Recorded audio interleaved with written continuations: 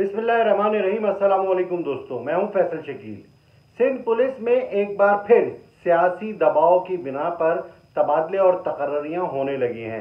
IG Sindh ने ऐसा लगता है कि घुटने टेक दिए हैं करप्ट माफिया और जो सिस्टम है उसके सामने, और दोबारा से जो है वो पोस्टिंगें शुरू हो गई है। इंटीरियर में भी सियासी बुनियादों पर पोस्टिंग हुई, कराची के मुख्तलिफ इलाकों में भी ये पोस्टिंग का सिलसिला शुरू हो गया है। अब से कुछ देर पहले आईजी सिंध गुलाम नबी मेमन ने एक ऑर्डर जारी किया जिसमें मेमन गोट में बदनामे जमाना डीएसपी जावेद अब्बास को तैनात के अहकाम जारी किए हैं। जावेद अब्बास के बारे में हर शख्स जानता है, कराची पुलिस का हर सीनियर छोटा बड़ा अफसर एहलकार के जावेद अब्बास है क्या।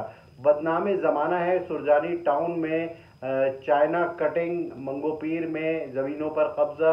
इसमें कई बार जो है वो चुन्नू मामू जो कि एमक्यूएम के एक अहम रुकन थे और चाइना कटिंग मुतारिफ कराने में अहम किरदार था चुन्नू मामू का, उनके ये फ्रंटमैन थे, राइट हैंड थे, और उनके साथ ये मिलकर जो है वो चाइना कटिंग करते थे। इसी वजह पर उन्हें जो है वो एंटी करप्शन में भी इंक्वायरी हुई, नैब में भी इंक्वायरी हुई और तमाम इंक्वायरीज में इनका नाम आया। इसके अलावा ऑर्गेनाइज क्राइम जिसमें जुआ, सट्टा और मंशियात फरोशी इलाकों में चलाने वाले जो थानेदार और पुलिस अफसरान में भी जावेद अब्बास का नाम सर फहरिस्त है। तो जावेद अब्बास की शोहरत अच्छी नहीं है, उसके बावजूद जो है वो उसको ज़रा ये बताते हैं कि सियासी दबाव और एक अहम शख्सियत के कहने पर आईजी सिंध ने डीएसपी मेमन गोट तैनात कर दिया गया।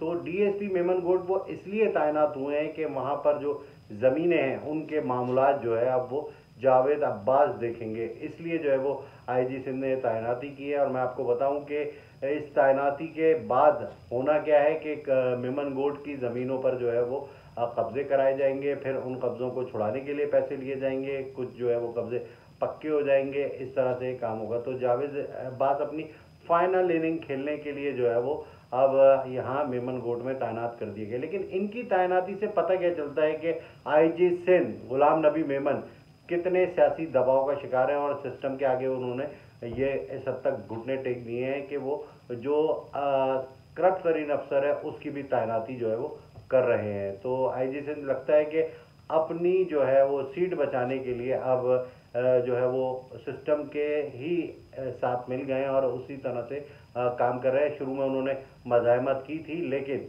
उन्हें जो है वो उस मज़ाहमत पर शटअप कॉल दी गई। ज़रा ये बताते हैं उसके बाद जो है वो आईजी सिंध ने अपना जो है वो तरीका बदला, इसलिए कि उन्हें ये लगा कि उनकी सीट चली जाएगी। अब जो है वो दोबारा से उन्होंने मामला बहाल कर लिए हैं। आपको दिखा होगा कि जो इंटीरियर में घोटकी में 5 पुलिस अफसरान शहीद हुए, तो आईजी सिंध किसके आगे पीछे दिखाई दे रहे थे। तो ये एक चीज़ है, इस पर जो है वो सिंध पुलिस में एक बार दोबारा से सियासी जो है वो असर रसूख और दबाव आ गया है और अब लगता ही है कि आईजी सिंध गुलाम नबी मेमन पक्के हो जाएंगे, ये कहीं नहीं जाएंगे। तो ये थे मेरे तजिया, इस बारे में आप अपने कमेंट्स भी दीजिएगा। अस्सलाम वालेकुम।